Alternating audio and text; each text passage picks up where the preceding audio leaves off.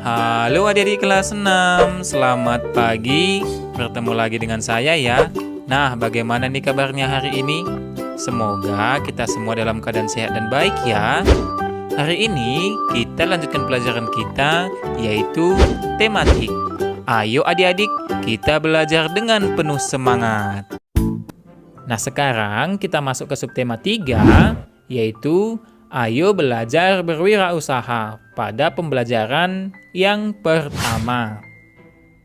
Kita awali materi kita yang pertama, yaitu tentang posisi dan peran Indonesia di bidang ketenagakerjaan dalam lingkup ASEAN. Nah, adik-adik, kerjasama di bidang ekonomi menjadi salah satu program utama yang dibahas dalam pertemuan antar negara ASEAN. Kerjasama itu diwujudkan dengan usaha untuk mengatasi masalah-masalah di bidang ekonomi. Tahukah adik-adik, negara-negara ASEAN telah menyepakati terbentuknya Masyarakat Ekonomi ASEAN atau disingkat MEA. Dengan terbentuknya MEA, diharapkan dapat menjaga stabilitas perekonomian di wilayah ASEAN.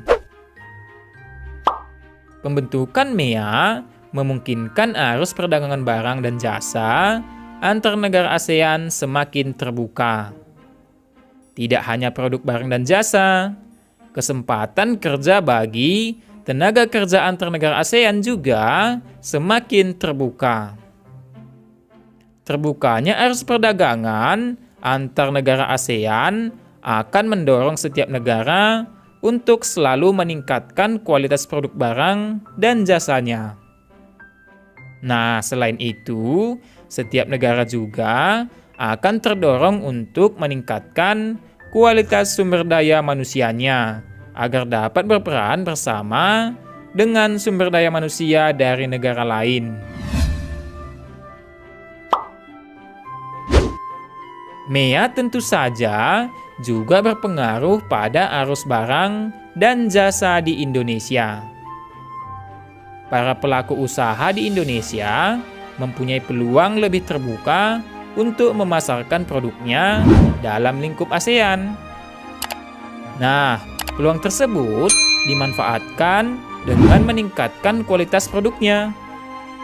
MEA juga mendorong terciptanya tenaga kerja bangsa Indonesia yang semakin berkualitas agar mampu berperan bersama dalam kegiatan ekonomi antar negara ASEAN. Nah, sekarang kita lanjutkan materi kita yang kedua, yaitu tentang medan magnet.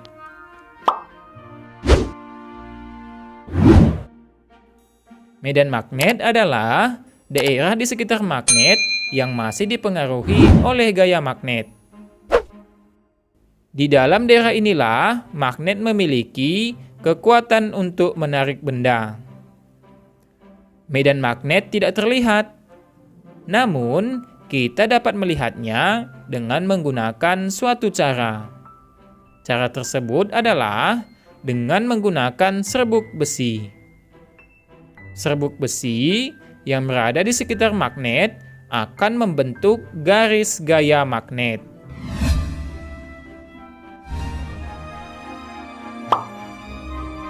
Nah, adik-adik, sekarang kita lanjutkan materi kita yang ketiga, yaitu tentang mengidentifikasi jenis teks formulir.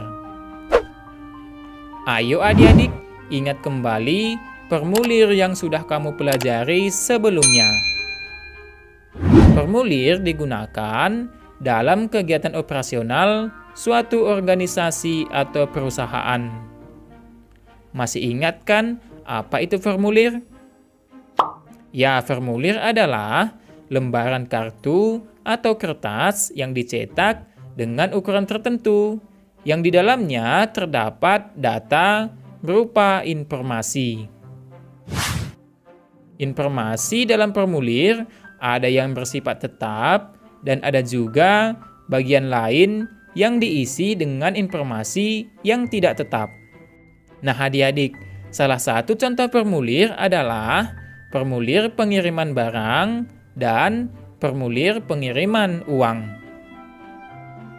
Formulir pengiriman barang biasanya terdapat pada perusahaan ekspedisi, sedangkan formulir pengiriman uang terdapat pada bank atau perusahaan pengiriman uang.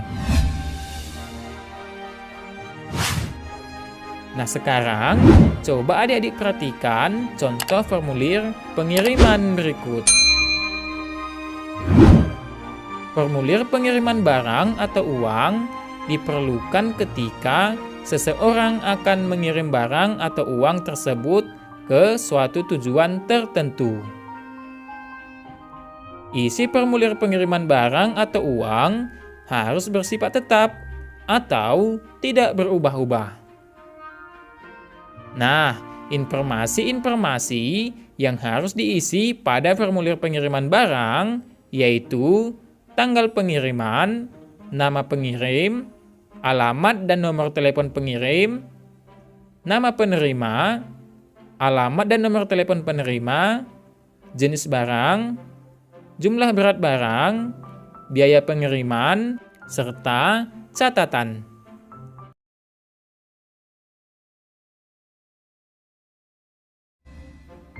Nah, cukup sekian ya video pembelajaran kita untuk kali ini.